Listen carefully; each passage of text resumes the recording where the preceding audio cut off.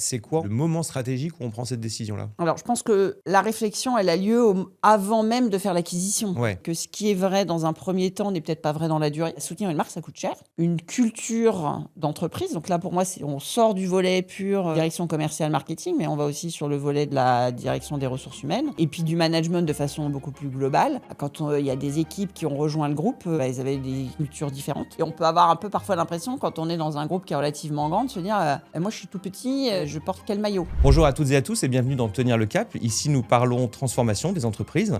Ce moment où diriger peut parfois devenir inconfortable ou quand certaines décisions peuvent être plus difficiles à prendre qu'on ne le pense. Aujourd'hui, nous allons parler d'un sujet un peu différent qui est la stratégie commerciale, une question que beaucoup de dirigeants se posent. Lorsque on évolue par croissance externe ou par acquisition, est-il nécessaire systématiquement d'uniformiser sa stratégie commerciale ou au contraire, est-ce parfois une mauvaise idée? Pour en discuter, j'ai le plaisir aujourd'hui de recevoir Cécile Nadal. Bonjour Cécile. Bonjour Alexandre. On a le plaisir de travailler ensemble chez Actual tous les deux, puisque tu es directrice commerciale et marketing, membre du COMEX. On va se tutoyer, je pense que ce sera plus simple parce qu'on a déjà l'occasion quand même d'échanger de nombreuses fois.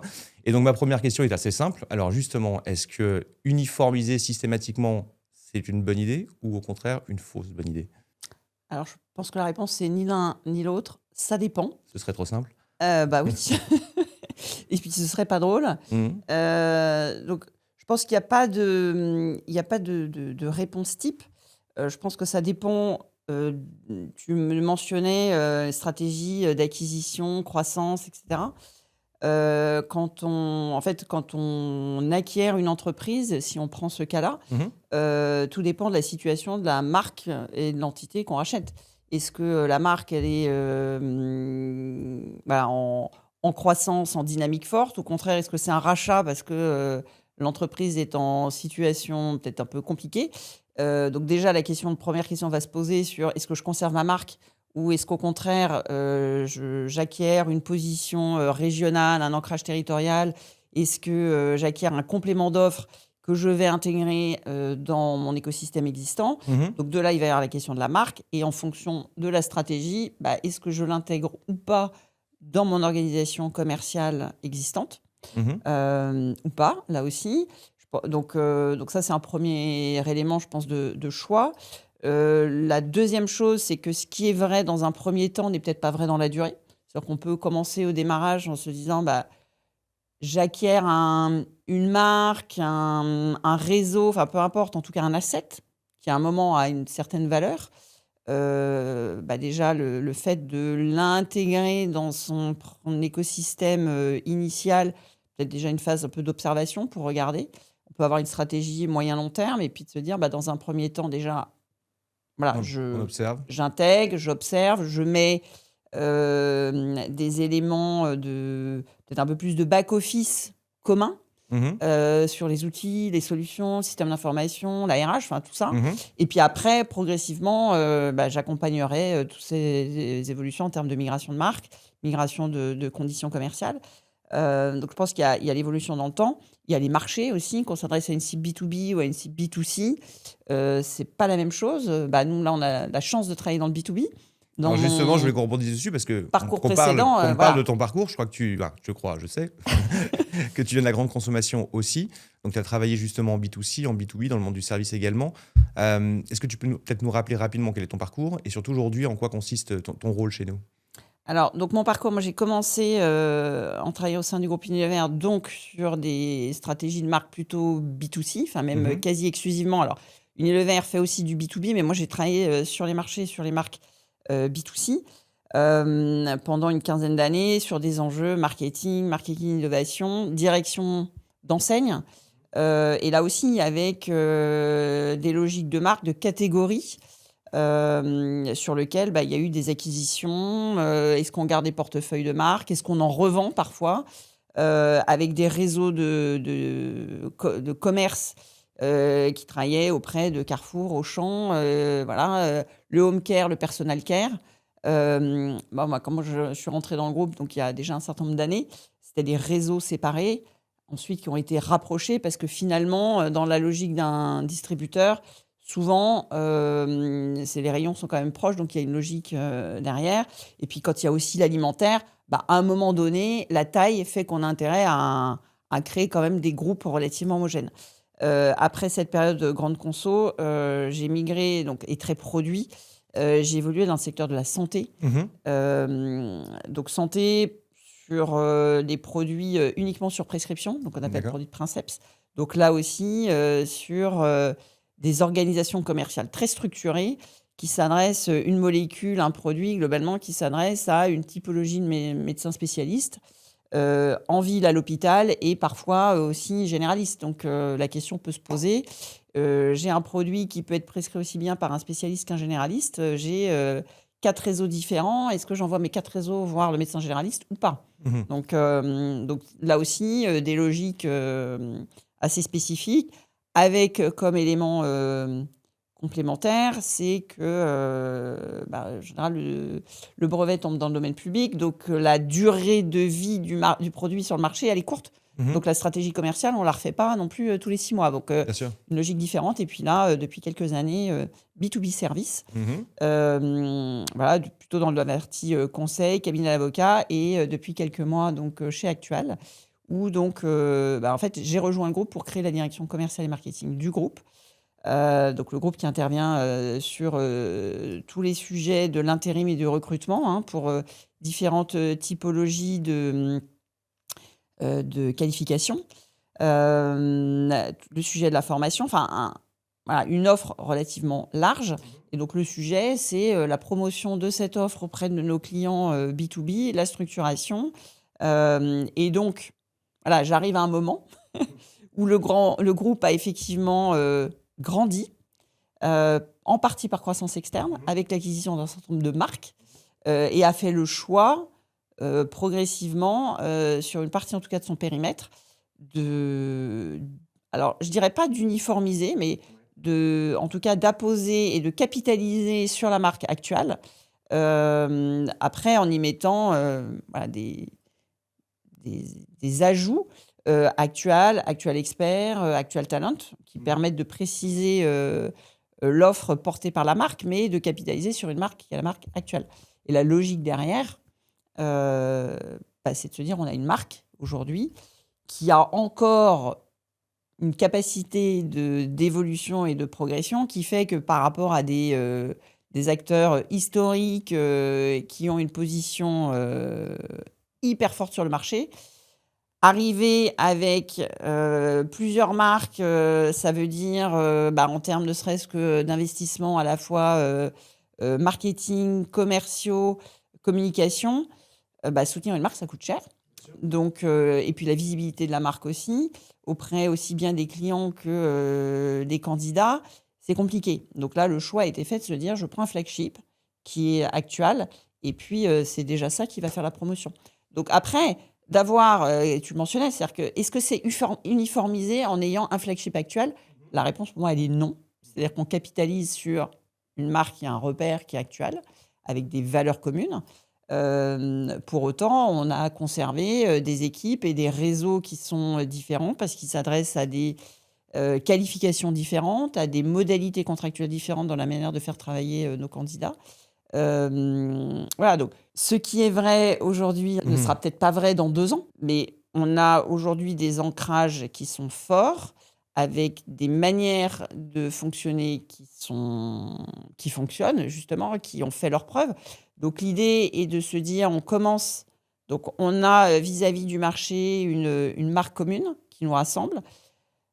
Pour autant, dans la manière d'opérer et le côté opération, on garde des équipes, commerciales, on va dire verticales en tout cas, qui maîtrisent excellemment bien, leurs opérations et qui est le gage de qualité, dans la manière d'opérer auprès des candidats et dans la manière d'opérer auprès des clients. Donc ça, il faut absolument qu'on le garde. Puis après, moi, mon rôle, c'est, si on parle de verticalité, moi, c'est d'apporter justement une forme d'horizontalité et de transversalité pour qu'on se dise, même quand, on travaille, je prends le cas d'Actuel Expert, par exemple, qui est sur des qualifications, pénuriques ou en tout cas très particulières. Pour autant, on peut aussi, à un moment donné, détecter et promouvoir, l'offre globale du groupe. Hem, donc ce n'est pas uniformisé, Mmh. mais c'est, élargir en tout cas à l'ensemble du groupe la connaissance et la capacité à promouvoir. Bon, pour ça, il faut des outils, notamment de CRM communs, qui facilitent les choses et qui facilitent le partage de l'information, qui facilitent l'accès à un client, qui est l'asset commun finalement à tout le monde. C'est aussi une culture d'entreprise. Donc là, pour moi, on sort du volet pur direction commerciale marketing, mais on va aussi sur le volet de la direction des ressources humaines, et puis du management de façon beaucoup plus globale.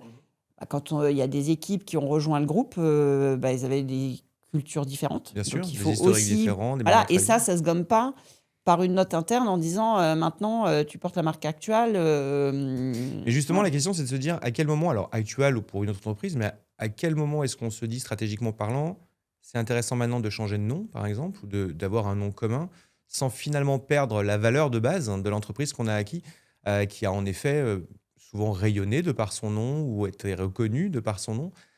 C'est quoi, on va dire, le moment stratégique où on prend cette décision-là? Alors, je pense que la réflexion, elle a lieu avant même de faire l'acquisition. Ouais. C'est-à-dire que quand on fait le choix d'une opération de M&A, on a quand même une logique stratégique. Voilà.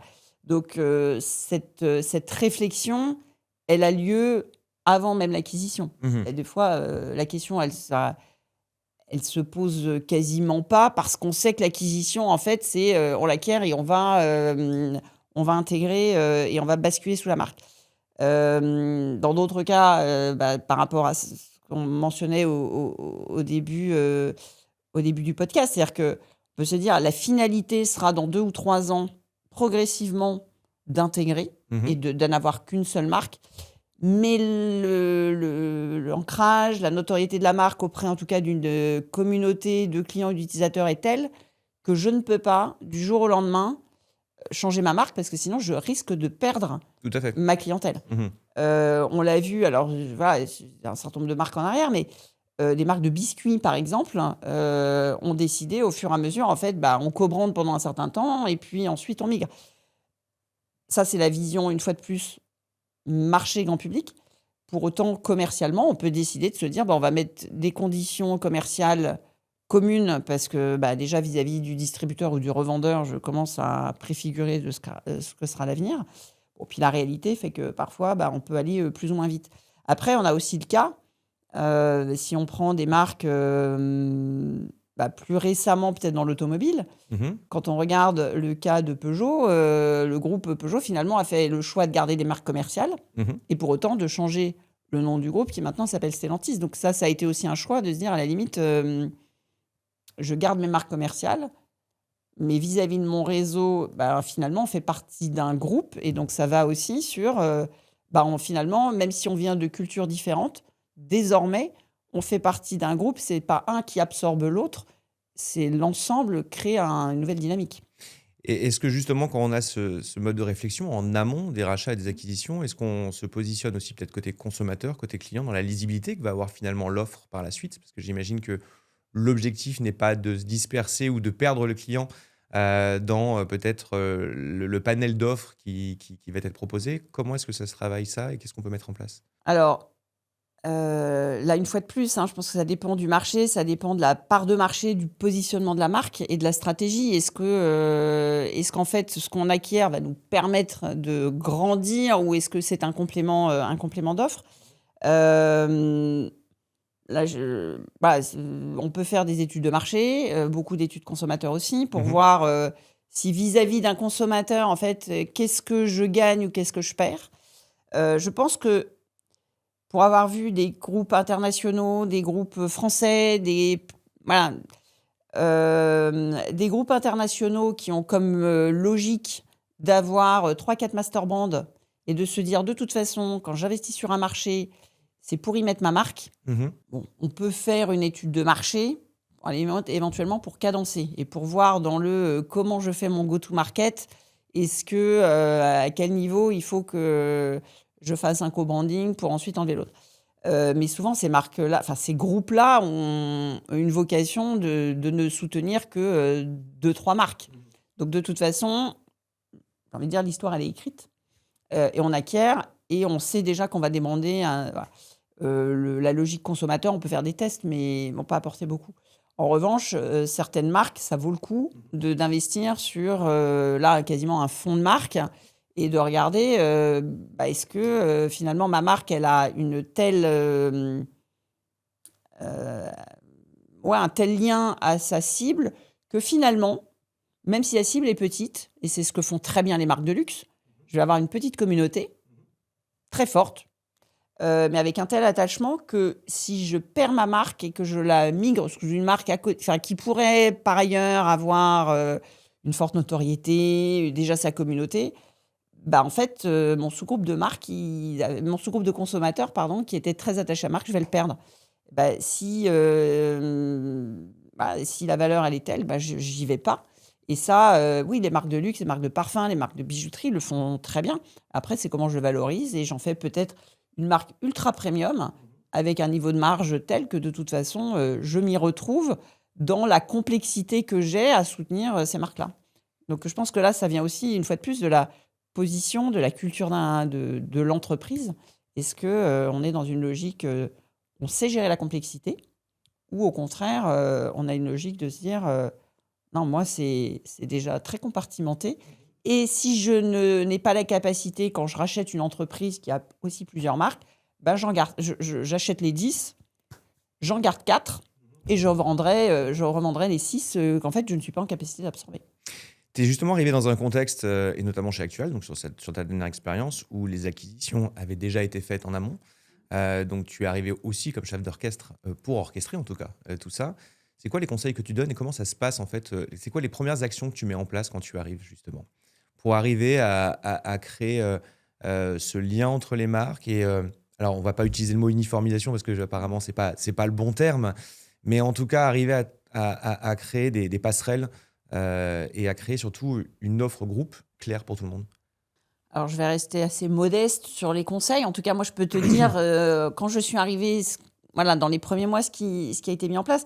Moi, quand je suis arrivée, effectivement, la phase d'acquisition était terminée. Le choix en tout cas sur le périmètre intérim et recrutement, d'avoir 3 marques, Actual Expert, Actual Talent était déjà acté. Euh, les changements de logo étaient en cours et se terminent. En fait, un des premiers enjeux, finalement, était presque plus interne Mhm. qu'externe. Alors, quand je dis interne, c'est que pour rendre ce que tu exprimais, c'est-à-dire qu'il faut rendre cette offre lisible. Ouais. Bon, mais finalement, le travail... Enfin, moi, j'adore cette image de symétrie entre l'interne et l'externe. C'est-à-dire que on a parfois tendance à se dire, vite, il faut que je rende mon offre très lisible vis-à-vis de mes clients. Oui, c'est important, mais les collaborateurs étant les premiers ambassadeurs de la marque, de l'offre en externe, il faut aussi qu'ils comprennent exactement où on va et ce que font les uns et les autres. Et moi, quand je suis arrivée dans le groupe, voilà, un des premiers éléments, c'est que le groupe avait énormément grandi sur les 3-4 années précédentes avec l'acquisition d'offres complémentaires. Les équipes ne se connaissaient pas forcément. Donc, avant le choix de la marque, c'est déjà de savoir qu'est-ce que fait mon petit camarade qui, il y a peut-être encore quelques années, était potentiellement concurrent. Donc là, il y a déjà Il y a une acculturation à mettre en mais place qui est c'est quand très même. clair.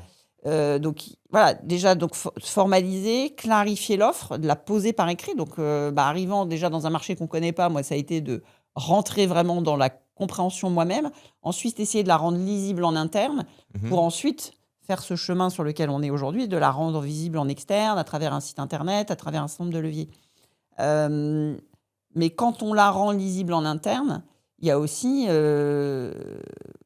s'assurer que les équipes, et ça prend du temps, et ça se travaille aussi énormément avec les équipes RH, une fois de plus avec la ligne managériale, c'est que les équipes apprennent à travailler ensemble, comprennent ce que les uns et les autres font, acceptent de poser des questions, et puis c'est jamais aussi blanc, Bien noir, sûr. etc., que ce qu'on voudrait avoir sur un beau support PowerPoint. C'est-à-dire que il y a des zones où parfois ça se recoupe. Mhm. Donc, en général, la question arrive assez rapidement en interne. Mais si déjà en interne, on se dit: «Oui, mais là, est-ce que finalement on se marche pas un peu sur les pieds?» En externe, ça va forcément se voir aussi. Donc à la limite, ça peut être un choix stratégique et dans certains cas, de se dire: «Bah, oui, il y a des petites zones de recouvrement, mais on l'assume» et à la limite vis-à-vis du marché, la question c'est quelle est l'activité, l'entité, enfin ou l'équipe qui répondra le mieux aux besoins du client? Bon, pareil, ça c'est une réponse, facile. Ouais, mais moi, dans mes primes, dans mes objectifs, comment je gère tout ça? Donc il y a aussi tous ces éléments à C'est ça. embarquer qui permettent, alors, en tout cas de faciliter. Je dis pas que ça résout tout, Mmh. mais déjà le premier niveau, c'est de pas avoir de frein en interne de l'un, qui, de son point de vue, d'une personne de son point de vue, se dit: «Mais moi en fait, si j'agis, comme on m'a dit, enfin, je dis pas que je me tire une balle dans le pied, mais Mmh. Bah, je me je prive peux peut-être d'une partie de mon business et comme, mon chiffre d'affaires, bah, il est très corrélé à ma prime, bah, ouais, je vais peut-être pas y aller, franco». oui, on peut Bon, avoir ce sentiment de perdre un peu la valeur qu'on avait soi-même dans sa propre activité auparavant et de exactement. rentrer parfois en concurrence avec d'autres. C'est vrai que Oui, cette puis acculturation sa des prime, équipes, enfin, ouais. tout bêtement, hein, donc Mmh. ma prime, mon rôle, voilà, donc tout ça, je pense qu'il faut l'entendre, il faut prendre le temps de répondre à tout ça. On n'a pas parfois pas la réponse, qui plaît à tout le monde, mais au moins de clarifier, d'intégrer et de se dire: «Bah, j'ajuste peut-être mes systèmes de variables, un certain nombre de conditions». De créer aussi, donc tu demandais un peu dans les premières opérations qui ont été mises en place, mais là, on est en train de mettre en place un système de cross-sell. Voilà, qui a aussi alors, ce sera pas la réponse, à tout, mais l'idée, c'est aussi un prétexte pour communiquer en interne sur ce que font les activités, que les uns et les autres s'intéressent à l'activité de l'autre, essayent de comprendre. C'est pas, moi je suis expert de mon domaine, je vais vendre l'activité de l'autre, c'est pas du tout ça, mais je suis face à un client, qui a un besoin, sur des solutions RH qui ne sont pas ma zone de compétence, mais néanmoins parce que je sais que dans le groupe, il y a cette activité-là, bah, en tout cas, je suis en capacité, d'entendre que là, il y a un besoin client non couvert et de passer la balle au bon interlocuteur. Bon, mais bah, tout ça, ça se récompense quand on passe la balle, donc des systèmes voilà, d'opérations, croisées qui, génèrent, des systèmes de primes et cetera. Ça accompagne, la migration parce que je pense qu'un des, en tout cas, moi, je suis très attachée au côté humain et je pense que enfin, tous ces sujets alors après, on peut l'appeler uniformisation à différentes échelles, mais en fait, c'est un sujet d'accompagnement au changement. Changement de marque, changement d'organisation, changement de mode d'incentive, enfin voilà. Ça prend du temps. Je pense qu'il faut être très clair sur là où on a envie d'aller. Il faut être aussi très clair vis-à-vis des équipes en interne sur le fait que le calendrier, on l'a fixé, mais que voilà, l'ajustement se fera aussi, peut-être au fur et à mesure en fonction de la manière dont un de nos concurrents va réagir, qui nous amènera peut-être à accélérer, sur, l'environnement économique. Enfin bon, plein d'éléments, mais qu'en tout cas, tout le monde ait la vision globale de là où on va. Et puis après, c'est pas parce qu'on a donné cette vision que, tout le monde va y aller au même rythme. Donc il faut aussi, faut l'accompagner. Donc c'est le rôle, des directions, commerciales, des directions RH, voilà, parfois de la direction juridique aussi parce que, bah, on voit bien, il y a des enjeux de marque grand public, mais il y a aussi, l'entité qui va porter. Où est-ce que moi je me retrouve dans l'organisation? Est-ce que, mon entité va changer? Enfin, voilà, en tout cas, on l'a vécu chez Actuel et il y a plein d'entreprises qui font face à ça et on peut avoir un peu parfois l'impression, quand on est dans un groupe qui est relativement grand, de se dire, «Moi, je suis tout petit, je porte quel maillot?» Donc c'est important que chacun soit très au clair sur, le maillot qu'il porte au sein de l'équipe, en disant: «Je porte le maillot du groupe, mais pour autant, je suis quand même plutôt dans l'équipe jaune, dans l'équipe bleue, dans l'équipe rouge au sein du groupe».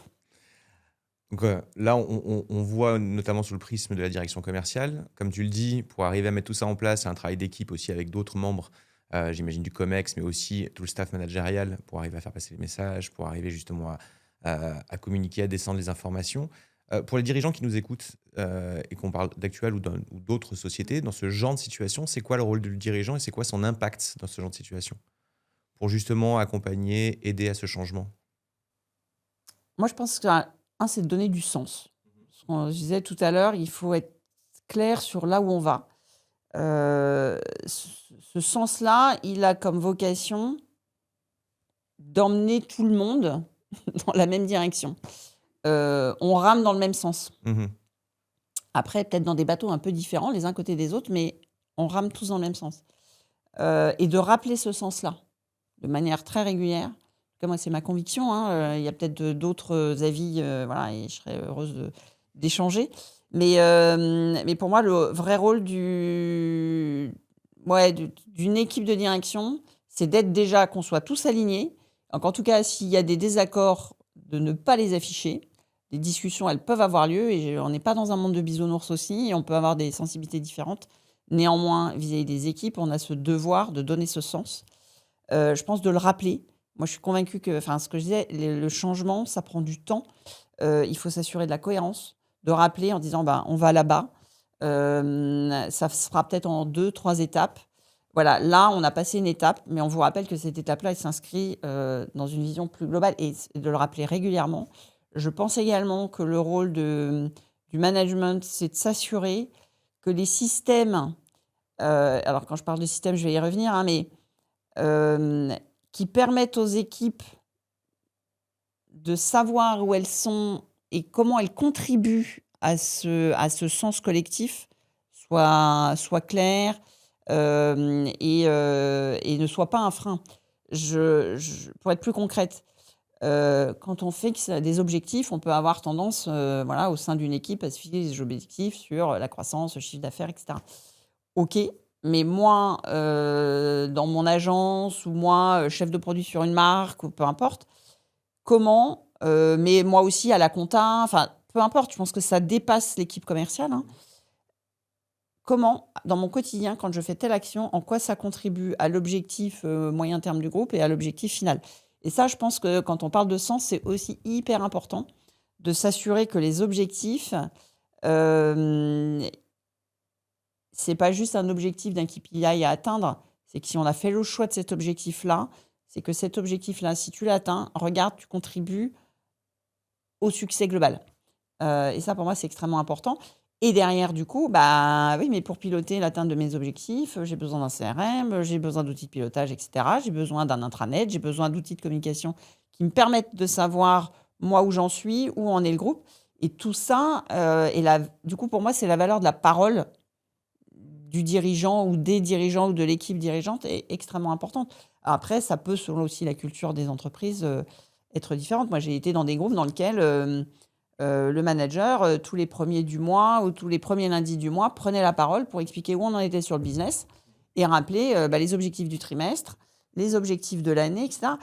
Et ça a quand même comme... en fait, d'abord, ça a comme vocation de donner voilà, du rythme, de rendre aussi l'échange possible.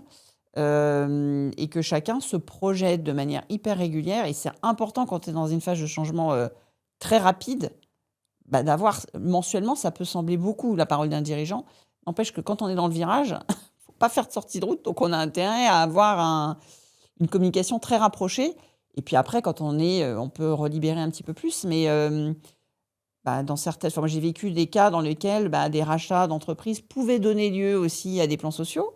C'est pas évident à vivre, bah, pour les premiers concernés, mais pour l'équipe managériale, pour les collègues qui le vivent aussi, pour se dire: «Oui, mais moi, est-ce que c'est dans, X mois?» et cetera. Donc, bah, il y a pas de sujet tabou, tout se discute et rappeler aussi, pourquoi on fait ces choix-là, la préservation, peut-être d'une activité globale qui fait qu'à un moment donné, d'un point de vue stratégique, on est amené à se séparer, d'une partie, d'une équipe, d'une entité.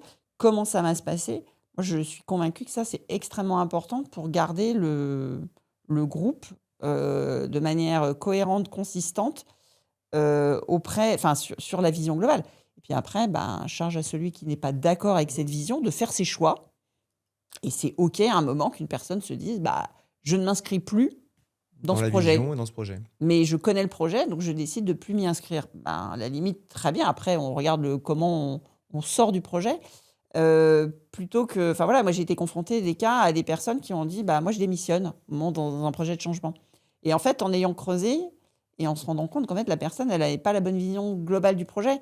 Et en fait, c'est dommage de voir des très bons éléments partir parce qu'à un moment donné, en fait, bah, ils voyaient le projet, peut-être sur une allure, moyen terme qui était peut-être pas la vision finale. Et en ayant eu la connaissance de la vision finale, il se serait dit, en fait, je reste. De toute façon, il y a un lien commun avec toutes les périodes de transformation qu'on peut connaître dans les entreprises, c'est la communication, si je comprends bien, et la manière, en tout cas, Dont on incarne. dont on l'incarne. Et la communication, elle va dans les deux sens. C'est-à-dire que c'est aussi accepter ces temps d'échange et de remonter aussi des questions qui disent beaucoup de l'état d'esprit des équipes, des zones éventuellement d'incertitude. Et quand une équipe ou une entreprise, à un moment, ouvre ces temps d'échange et qu'il y a cette parole qui se libère et qui remonte, qui challenge, moi, je trouve que c'est hyper riche. C'est aussi une preuve d'engagement. Le pire, et on le voit tous, même quand on donne une information dans une visio, alors ça, c'est encore pire parce qu'en plus, il y a la distance, mais peut-être face à une salle qui ne réagit pas. Moi, je préfère être challengée par quelqu'un qui me dit non, je ne suis pas d'accord, et on va discuter, plutôt que l'absence. Ouais, le vide. Le vide, qui est l'absence d'engagement. Pour moi.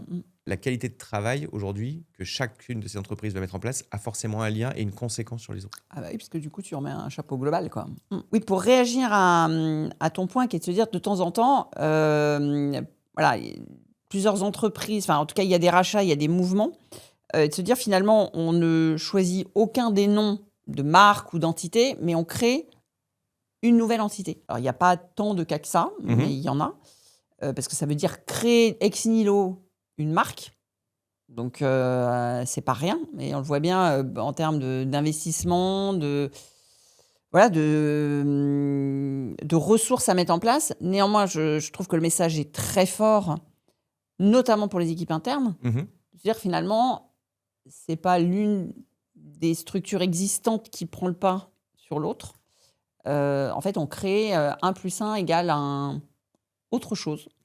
Et c'est pas non plus, parce qu'on peut le voir aussi, A plus B égale A-B. Où finalement, on fait coexister des noms de marques, mais on répond pas à l'ensemble. Et créer ex nihilo un ensemble moi, je trouve que c'est rare, mais c'est hyper fort. Et le message, et je trouve hyper engageant pour les équipes.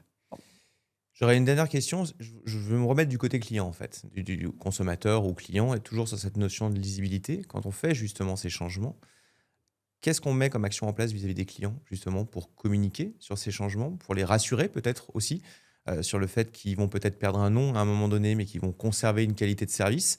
Qu'est-ce qu'on met en place? Est-ce que ça ressort de la direction marketing? Est-ce que c'est plutôt de la communication? Est-ce que c'est le service commercial?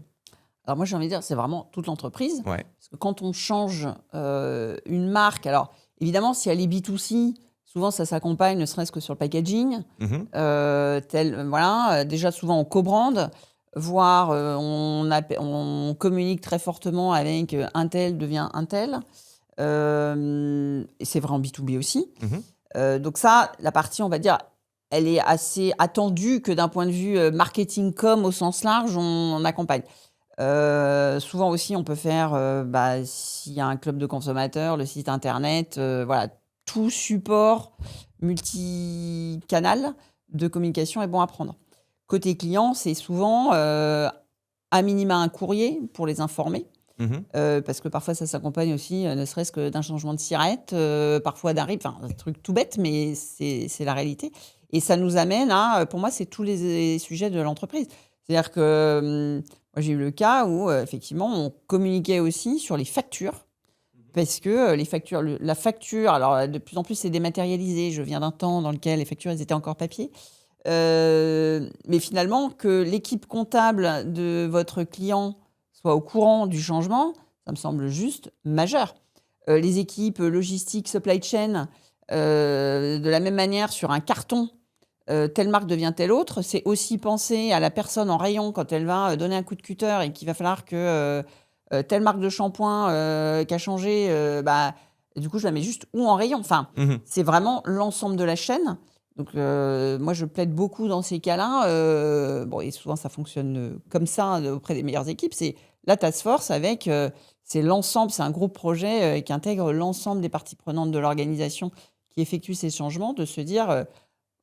est-ce que tous mes points de contact, qui soient clients, consommateurs, mais qui soient sur la chaîne de valeur, finalement, sont bien, informés. Informés, oui.